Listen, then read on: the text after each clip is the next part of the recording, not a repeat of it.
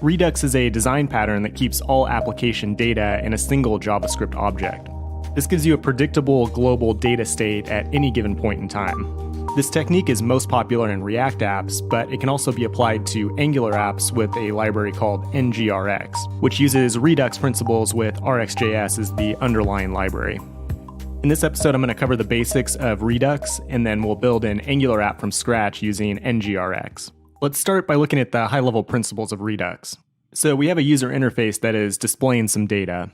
Then the user performs an action that will change the state of the data. In Redux, the only way to change the state is by dispatching an action. Once an action has been dispatched, it will go to a reducer function, which will copy the current state of the application along with any data changes to a new JavaScript object. It's important to note that the state is immutable, meaning it can't be changed directly. It has to be copied over to a whole brand new state. The reason for this is it gives us a predictable tree of state changes that we can use to debug an application, and that's really the main benefit of Redux. Once the reducer has created the new state, it gets saved in a data store, which can be thought of as a client-side database, more or less. In ngrx, we treat this data store as an observable, so we can subscribe to it from anywhere in the application. This means that all of our components and services will be sharing the same data at any given point in time. Now let's start building a brand new ngrx app. First run ng-new and then npm install ngrx/store. I'm going to start with the most simple example possible, where our entire application state is represented by a single string. Then we'll create two different actions to translate the string into Spanish or French. First, let's go into the app module and import ngrx. I'm also importing a reducer function, which we'll create in the next step. Then in the imports metadata, add store module for root, and then we'll add a key message with the simple reducer. Now let's go ahead and build this reducer function. We import the action interface from ngrx, then we export a function that takes a state and an action as arguments. The purpose of this function is to take the current state and copy it over to the new state based on whatever changes the action is trying to make. We can handle this logic with a switch statement that takes the action type as the argument. Then we set up different cases for different actions, which are all caps by convention. And then since our application state is just a string, we can just return a brand new string. We're going to refactor this later in the video to use a strong-typed JavaScript object with TypeScript. With that done, let's go to the app component and import the ngrx store as well as an RxJS observable. The ngrx store works just like an Angular service. We can inject it into our components to share a single source of data. When using store, you need an interface that will define your app state. So here we just have a message that's a string, so a simple interface there. Then when we add the store to the constructor, we pass that app state interface to it. Then we can retrieve data from the store by calling store.select and the object, or in this case, the string that we want to observe.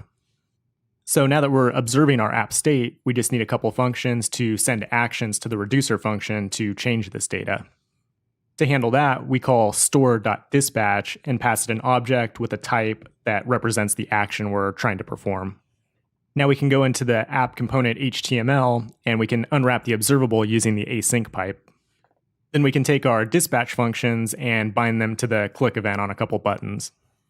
Then inside the app, we can see that we get an initial state of hello world, and when we click Spanish or French, it translates the message to the new state.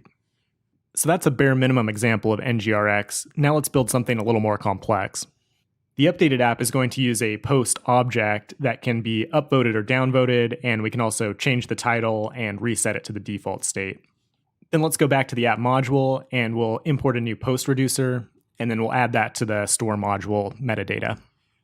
Then we'll create a dedicated model for our post, which is nothing more than an interface with the properties on our data. Then create a new file called postactions.ts. This time we want to send data along with our actions, so we'll define each one as its own class that implements the action interface. But first we'll export constants that represent each action in all caps by convention. So for the edit text class, we will implement the action interface, and then we'll create a read-only type that corresponds to the action constant that we defined above. To send data with this action, we need to define a constructor that has the payload property. In this example, it's a type string, but it could be any type of JavaScript object you want to send here. The rest of our action classes are exactly the same, but they have no data payload, so we don't need to add that constructor. As a final step, we will export all these actions as a single type so they can easily be added for strong typing in other files. Now let's build a new post reducer to handle this more complex data. We can define the action type to correspond to the post actions that we just defined. Then we can set some default values for the post so it doesn't appear blank when we first navigate to it. As I mentioned previously, each state object is immutable, so we can't just edit properties on the object itself. An efficient way to create new objects is to use object.assign and pass it first an empty object and then the state and any new data. Object.assign will build the new object from left to right, so any data farther to the right will override the data on the left. Now let's put this helper to use in the reducer function. Just like before, we pass the reducer function the state as well as an action, which will be combined to create a brand new state for the app. Then we create a switch statement with the action type. And if you remember, our edit text action has a data payload, so we can pass that to the new state helper that we just defined. And that will override the text property on the current state. For the upvote and downvote actions, we don't have a data payload, but we can still increment them just by a single number. So we take the value of the current state, and then we increment it by 1.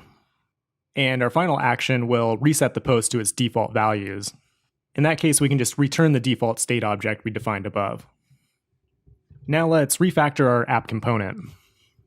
We're going to import ngrx store, as well as our post actions and our post model.